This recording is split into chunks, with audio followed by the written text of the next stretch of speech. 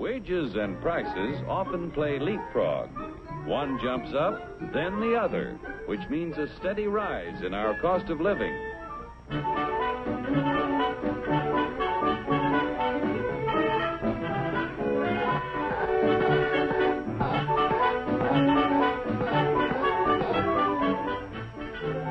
The Dilly Doll Factory is a happy shop.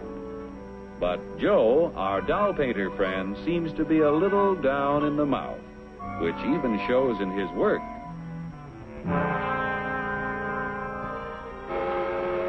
Joe is pretty discouraged because the high cost of living makes it harder and harder to make ends meet. Hiya, Joe, old boy. Hello. Better look in that envelope. Wow, a raise! And just in time to buy the kid a birthday present. What'll I get? Let's see. A dress? Bicycle? Roller skates? Shoes? A book? A doll? A doll!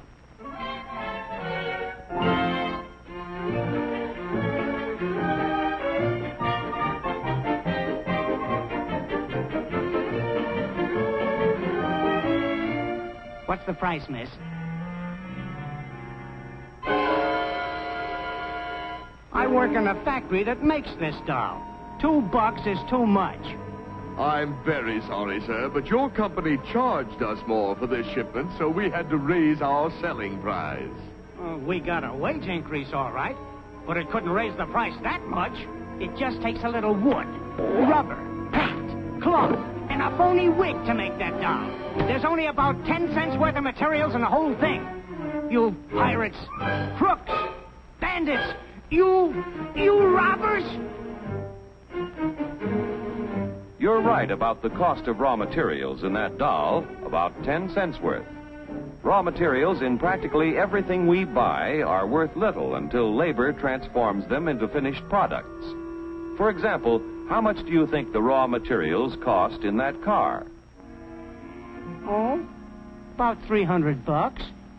You've got a surprise coming. It takes 4.5 tons of coal, 2 3/4 tons of iron ore, 50 pounds of cotton, 14 pounds of cured and finished wool, aluminum, zinc, lead, copper, and countless other raw materials to make an automobile. Without the addition of labor costs, these things are worth about $22. The raw materials require the accumulated labor of thousands of people in countless crafts to transform them into a finished automobile. Miners dig the coal and iron ore. Railroad and maritime workers transport these materials to the steel mill, where workers convert the ore into finished steel. The wages of railroad workers add to the value of steel when it is transported to automobile factories. The cotton that goes into a car accumulates labor cost from the farmer who tills the soil, from workers who sow the seed,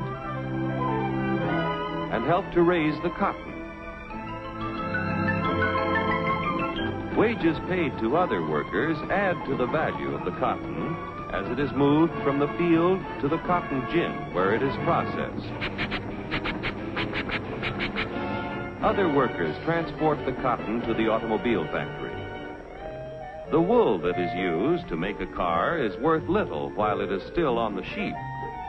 When the labor cost of a sheep shearer is added, the value of the wool is increased by his wages. When all of the parts and materials finally reach the factory for assembly, the labor cost of automobile workers must be added to the price of the car.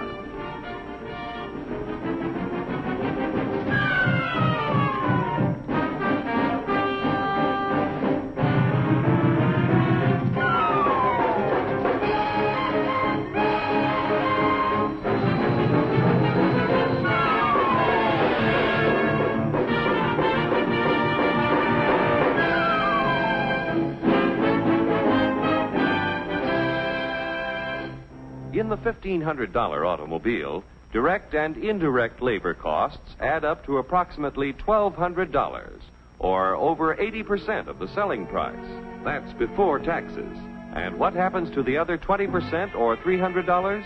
Raw material cost, $22. Profit to producers of raw materials and allied industries, $89. Profit to part manufacturers, $47. Profit to local dealer, $77. Profit to car manufacturer, $65. Now, when you add $400 for taxes, the cost is $1,900 to the buyer. Like the dolls you make, an automobile has a low raw material cost and a high labor cost, and that goes for practically everything we buy. Oh, yeah? Well, what's the labor cost in a buck's worth of steak? We'll start back at the farm where Bully Boy was raised. The selling price of meat has to include the labor cost in producing the feed, in building fences, and constructing housing for our animal friend. It takes a lot of costly care to get Bully Boy ready for the market. Wages have to be paid to railroad workers who provide our friend with care and courtesy on his way to the stockyards. Preparing Bully Boy's anatomy for the butcher shop costs money, too. The family butcher figures in his wages every time he sells a thick, juicy steak. Forgetting taxes for a moment, the labor cost in a dollar's worth of meat adds up like this. Workers raising beef, 24 cents. Transportation workers, 1/2 cent. Packing house workers, 42 cents. Meat delivery drivers, 1/2 cent. Butcher shop workers, 18 cents. The other 15 cents goes in profits to the retailers, the packers, allied industries, and to the farmers and ranchers. Most of the things we buy accumulate direct and indirect labor costs that add up to 85% of the selling price before taxes are added. Generally speaking, a wage raise means a corresponding rise in prices, unless productivity is increased proportionately. What do you want, a guy with 4 arms? 4 arms?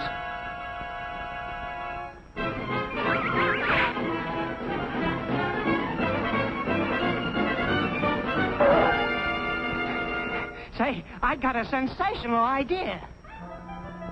To expand productivity, labor and management must work together to develop new ideas and techniques.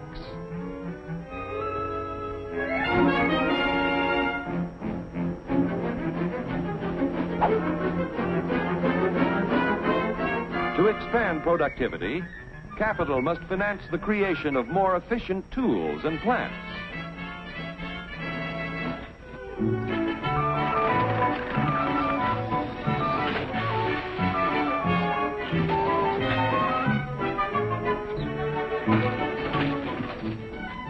The production of more and better goods at lower costs means that when you get a wage raise, it's a real raise. A raise? A raise!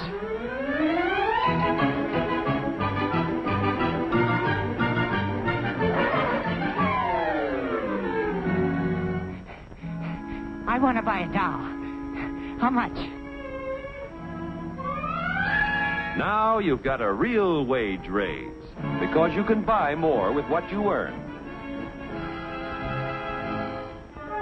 With increased productivity, wages can keep ahead of prices.